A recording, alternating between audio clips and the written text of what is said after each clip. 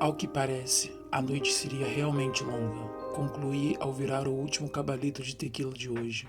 Não ser capaz de ficar bêbado depois de tantas doses não me impediu de sentir o ardor do álcool ao tingir o lábio mordido por Manuela, assim como não me impedia de relembrar a sensação depravada e dolorosa que foi ter as suas unhas, pintadas de escarlate, cravadas sobre a minha camisa Hugo Boss, escolhida para a noite. O mundo em que eu vivia era fudido, mas as aparências eram tudo. O pensamento soou como algo que Mercedes diria, com toda certeza. Para minha avó, não importava se no final de cada dia tivéssemos que enterrar 10 corpos depois de vender toneladas de cocaína. As pessoas não precisavam olhar para nossa família e enxergar o que éramos. Frustrado, fiz o possível para manter a atenção na conversa que acontecia ao redor da mesa. Ochoa seguia com um discurso chato sobre precisar de mais território e autonomia em seus negócios, enfatizando que o cabresto mantido em sua cabeça o irritava. Ter de lembrá-lo a cada discussão de quem era a última palavra dentro do conselho irritava-me muito mais. Sem paciência, recostei contra a poltrona funda de couro marrom e olhei ao redor do porão. O lugar era escuro e à prova de som. Para escapar, só se os homens sob o meu comando permitissem. O lugar ideal para reuniões como estas, que tinham o costume de acontecer a cada 5 ou 6 semanas. Trazer Ochoa, Manolo e Esteban, aliados do conselho, para baixo após o término da festa, não foi o convite ao acaso.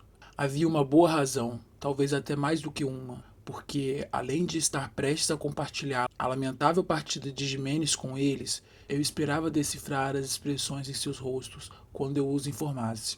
Então, Santiago, irá nos dizer por que estamos aqui ou continuará nos olhando como se tivéssemos cometido algum crime? Esteban, o colombiano, sobressaiu-se diante da conversa paralela que acontecia. Você sabe, eu realmente gostaria de aproveitar o que resta da noite. Ignorei o tom despreocupado em sua voz. Havia poucas coisas que Esteban levava a sério na vida. Por isso, ao se dar conta de que não obteria uma resposta da minha parte, o infeliz sorriu desconfortável e voltou a participar da conversa entre Ochoa e Manolo. Não era fácil se esquecer de que, ao redor da mesa, confiança era algo frágil. Uma palavra dita em um momento errado ou com um tom alterado, um sinal, qualquer gesto, e tudo rapidamente voaria pelos ares. O único elo entre todos era os negócios. Enquanto eles estivessem funcionando bem, eu manteria minha 9mm longe de minhas mãos. O mesmo não poderia ser dito a respeito de Miguel Ochoa, que, no outro lado da mesa, não perdeu a oportunidade de deixar a pistola à vista. Se o desgraçado ao menos fosse bom em acertar o alvo, eu o respeitaria como um homem. Dos três, Manolo era o único em que eu estava disposto a correr o risco de confiar. Por muito tempo nós estivemos em lados opostos. Minha obsessão pelo território americano nunca o agradou, até que um grupo rival nos pegou em uma emboscada e o desgraçado, mesmo podendo ter fugido, ficou para trás e os enfrentou do meu lado. Ainda a observar Ochoa, que se dividia entre beber e examinar a arma sobre a mesa redonda, como se calculasse o quão rápido poderia pegá-la se algo saísse errado, eu notei quando ele, de repente, deixou de contribuir na conversa e me encarou de volta. Bigode e cabelos pretos, aparência rude. Ochoa era exatamente os chefes de cartéis quando eram retratados no cinema. Exagerados, sem educação, sujos, apesar de todo o dinheiro por detrás dele. É uma pena que seu pai não possa estar aqui essa noite. O infeliz se dirigiu a mim, com a mesma familiaridade de sempre. Imagino como deve ser difícil para ele ver um filho mais velho completar 40 anos e não poder estar presente. Juan não é sentimental, Ochoa. Nunca foi. A essa altura, imagino que seja difícil para você se lembrar, certo? Fazia anos que os dois não se viam cara a cara. Eles ainda mantinham contato, sempre e quando meu pai telefonava, claro. Mas não acho que tivessem tempo para mais do que algumas poucas palavras trocadas. E no caso de Ochoa, e em específico, algumas reclamações. Você está certo.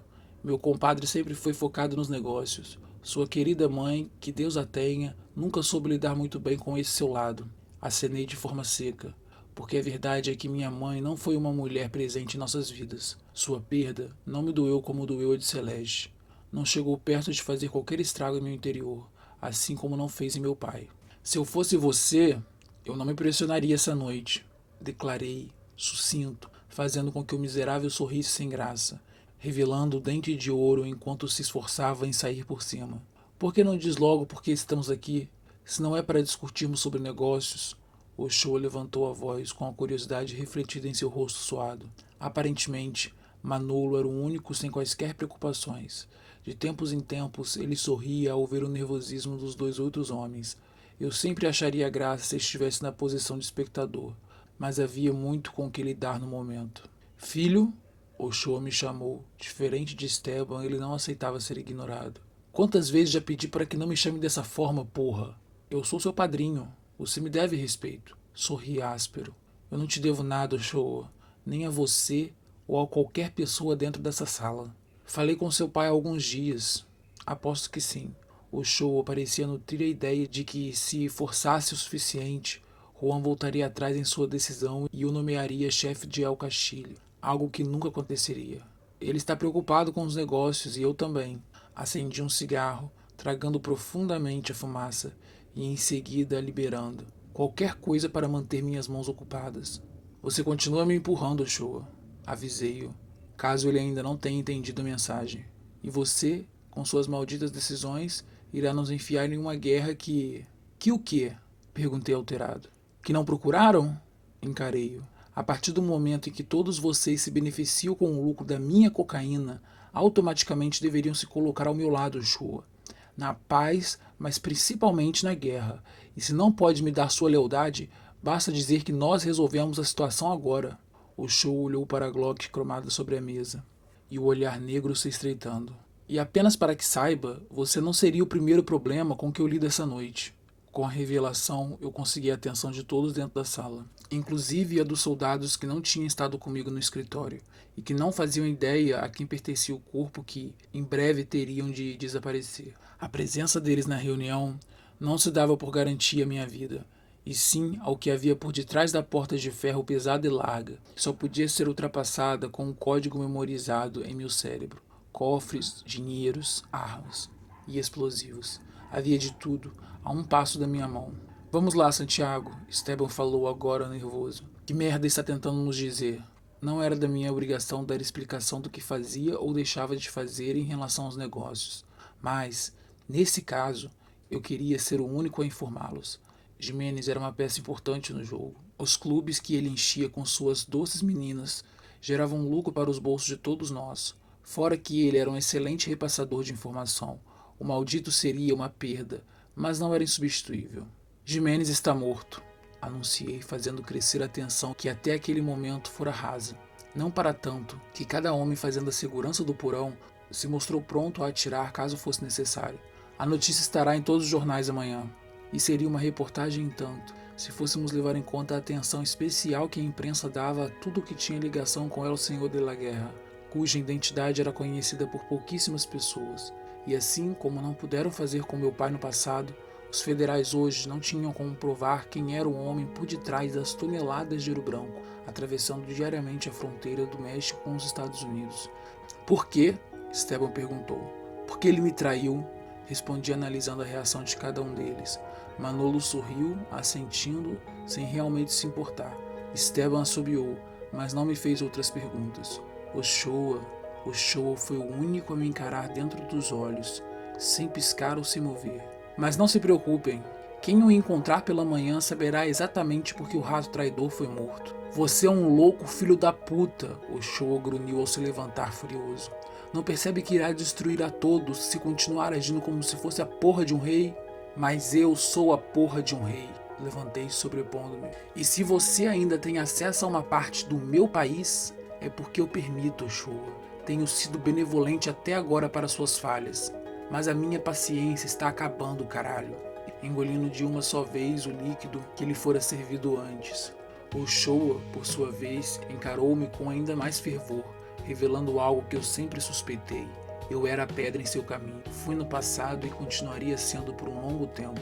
O lugar que hoje eu ocupava deveria ter sido dele, foi o que Firmino disse certa vez. O problema é que Miguel não era o único a desejar o lugar que eu ocupava. O filho da puta era apenas o mais próximo. E apenas para que fique claro a todos aqui dentro, explodi furioso, com as mãos coçando para apertar o gatilho pela segunda vez na maldita da noite. O que Jimenez teve foi merecido. Porque é isso que acontece com os ratos, eles morrem. Ainda de pé, Oxô pegou sua arma e a guardou no cinto de sua calça.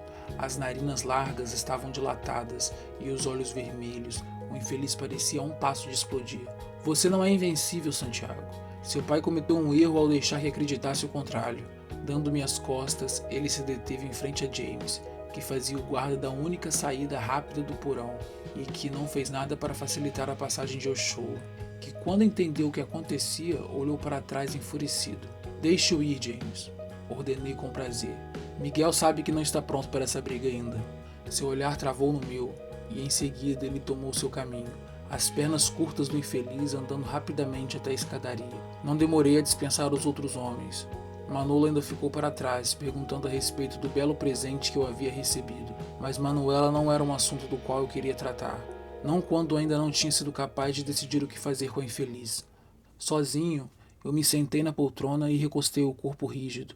Era raro que eu tivesse momentos de paz ou silêncio ao meu redor, porque em 99% do tempo o meu cérebro funcionava a todo vapor e eu nunca baixava a guarda. A vida da minha família dependia unicamente das minhas decisões. Fumando um cigarro atrás do outro, meu pensamento veio e foi entre os últimos acontecimentos da noite. Seguiu assim até que Javier entrou no porão, atualizando-me sobre o pequeno incidente entre Manuela e Firmino, que não demorou a se juntar a nós depois. Estive certo em imaginar que ele tentaria limpar o caminho com suas próprias mãos. Sua lealdade nunca esteve em xeque aqui. Firmino daria a vida por qualquer Salvatore. E essa era a única razão pela qual eu não meti a porra de uma bala em sua cabeça por me desobedecer. Da próxima vez que eu te der uma ordem, Firmino, eu espero que a siga à risca. Rosnei baixo, assim que Javier nos deixou a sós. Como espera que eu faça isso? Se está na cara que a cadela não é confiável? Não estou dizendo que ela seja. Continuei sentado, cansado pra caralho, com a mente correndo entre um problema e outro. Livre-se dela então antes que... Antes que o quê? Ergui a cabeça e o encarei, notando respirar fundo antes de continuar. Esse não é o melhor momento para que perca a cabeça pela buceta de uma garota que mal saiu das fraldas, Santiago. Estamos pisando em falso aqui. Qualquer decisão errada, ele fez um sinal de explosão com a mão. Mas havia algo, um mero detalhe, que havia me perturbado pelas últimas horas. E nada tinha a ver com a morte de Jimenez. Ela tem um medalhão, revelei, mesmo sem ter prestado a atenção que deveria a ele. Mas não era cego e pude ver a corrente fina ao redor do pescoço da garota, e de uma forma que jamais entenderia e tinha certeza do que encontraria se a abrisse. Porque como aquele medalhão no país havia milhares. Não seja paranoico. Quantos homens já não matou com a porra de um medalhão? Muitos, mas nunca um tão parecido com o do miserável que estripei anos atrás.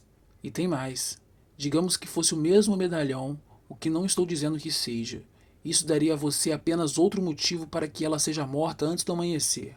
Olhei para a garrafa de tequila vazia enquanto engolia em seco, as memórias do passado vindo à tona. A velha certeza de que havia alguém dentro daquela casa era uma lembrança que sempre me deixava agitado. Firmino não teve a chance de revirar o lugar depois de sairmos, porque era tarde demais. A casa foi abaixo por conta do fogo, então vieram os meses de busca, que não nos levou a lugar nenhum. Se Calisto tinha ou não uma filha, como um de meus homens deixou escapar na época, ela deve ter morrido queimada ou de fome, ou então acabado em um puteiro qualquer. Eu teria notado, Santiago. Você sabe que eu teria. Firmino procurou me acalmar ao perceber o caminho que meus pensamentos seguiam. Nós tínhamos conversado sobre o assunto antes, não somente uma vez. E, mesmo se tivesse alguém lá dentro, eu aposto que morreu no incêndio. Os ossos que encontramos não eram apenas de Calisto. Nos entreolhamos por um segundo. Agora, quanto à garota, eu nunca o tinha visto tão disposto a resolver o problema, como parecia em relação a Manuela. O meu lado racional me pedia para que o deixasse cuidar da garota, que desaparecesse com o corpo da infeliz, como fez tantas vezes. Mas o outro lado, o passional, gritava que ainda não era o momento. A ordem prevalece. Mantenha suas mãos longe dela até que eu diga o contrário, Firmino. Firmino me encarou, perguntando-se que porra estava acontecendo comigo. Uma pergunta para a qual nem eu mesmo possuía uma resposta.